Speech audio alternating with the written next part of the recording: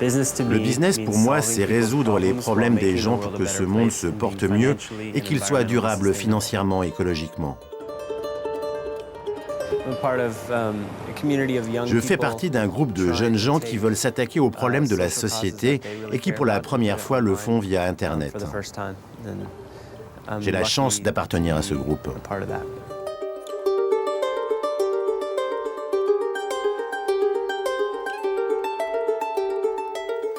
Enfant d'Internet, docteur en philosophie, Matt Flannery se définit comme un rêveur fainéant qui veut changer le monde.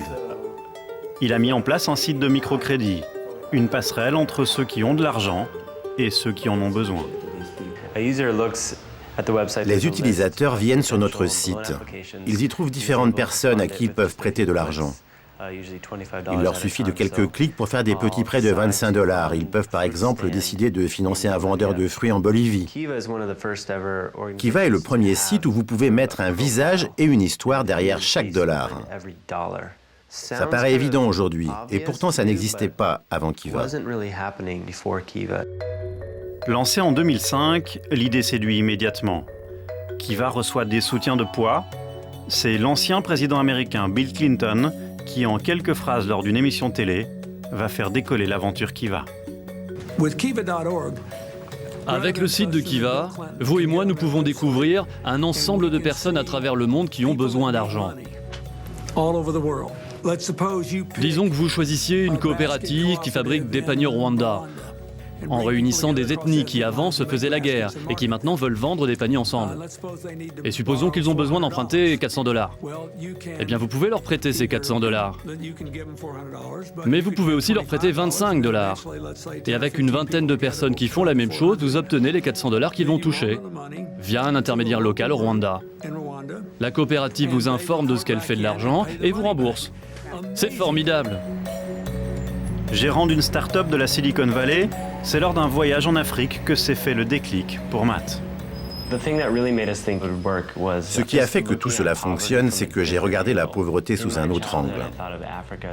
Quand j'étais enfant, je pensais à l'Afrique comme un lieu où il n'y avait que famine, guerre et maladie. La situation en Occident est très différente, mais les gens ont les mêmes préoccupations. Je me suis retrouvé à parler business et stratégie d'entreprise avec un boucher.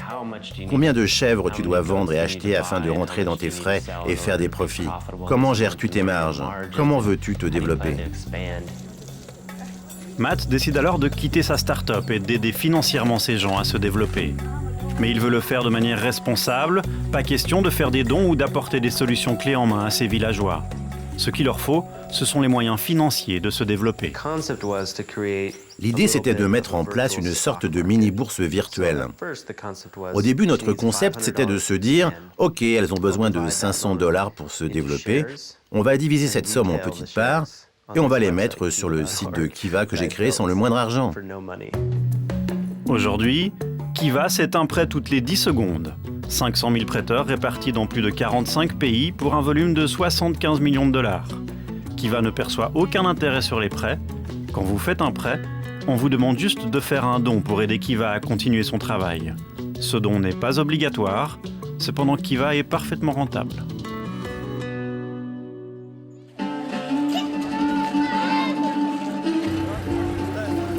Pour informer les prêteurs sur la manière dont l'argent est utilisé, des partenaires de Kiva se rendent régulièrement sur le terrain. L'atelier commence ici. Il a tout nettoyé et là, il fait sa publicité. Réparateur de vélos en Bulgarie, Angel Asenov ne parvient pas à s'en sortir sans atelier ni matériel. Il met son histoire en ligne sur le site de Kiva et l'argent arrive. Aujourd'hui, devant les caméras du site de microcrédit, pour informer ses créanciers, Angel témoigne. Alors Angel, qu'as-tu acheté avec l'argent que tu as reçu? Qu'as-tu fait de cet emprunt? On a fait plein de choses. Pour commencer, on a aménagé cette pièce pour en faire un atelier de travail. Puis on a acheté des outils, des machines et tout ce dont on avait besoin. Et Angel a pu ajouter une corde à son arc. Avec les bénéfices engrangés, il a investi dans un chariot pour faire de la soudure ambulante. Voilà en quoi Angel a été vraiment novateur. Avec les bénéfices de son affaire, il a pu investir sur autre chose Kiva lui a juste permis de révéler son potentiel. Bref, l'argent arrive, l'entrepreneur se développe, Kiva informe les prêteurs, puis l'argent est remboursé et tout le monde est content. Ça a tout l'air d'un conte de fées, et à dire vrai, c'en est quasiment un. Seul bémol, l'agence locale qui leur apporte l'argent prend des intérêts pour rentrer dans ses frais. Mais Kiva veille au grain, si une agence demande trop d'intérêts, elle est rayée de la liste.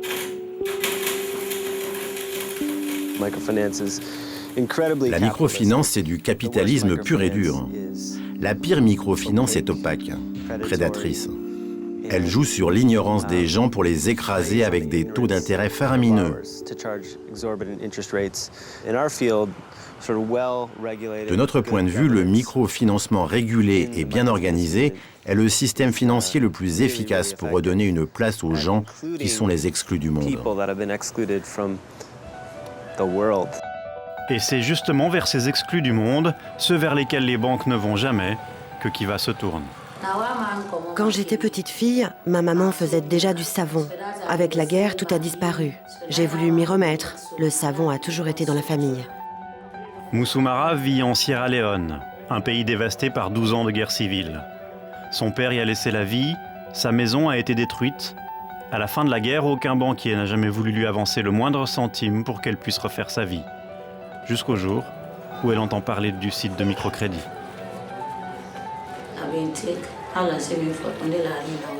Mon premier emprunt fut de 100 €. Grâce à cet argent, j'ai pu acheter des produits, stocker de l'huile quand les prix étaient bas. Ça m'a permis d'accroître mes revenus tout au long de l'année et d'acheter du nouveau matériel.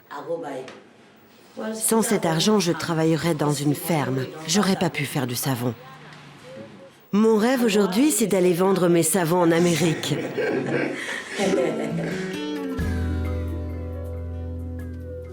La dernière aventure pour Kiva, c'est d'aider des gens pauvres dans les pays riches.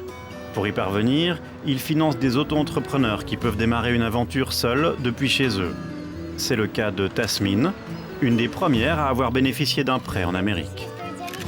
Vous pouvez vous tourner, je vais faire votre profil. J'ai demandé un emprunt de 6 000 $. On m'a dit qu'il y avait des gens à travers le monde qui pourraient me financer pour acheter des objectifs, des filtres et surtout un nouvel ordinateur qui me permettrait de travailler mes photos. Depuis, Tasmin, la photographe qui ne parvenait pas à trouver du travail, vit de sa passion et elle en vit bien.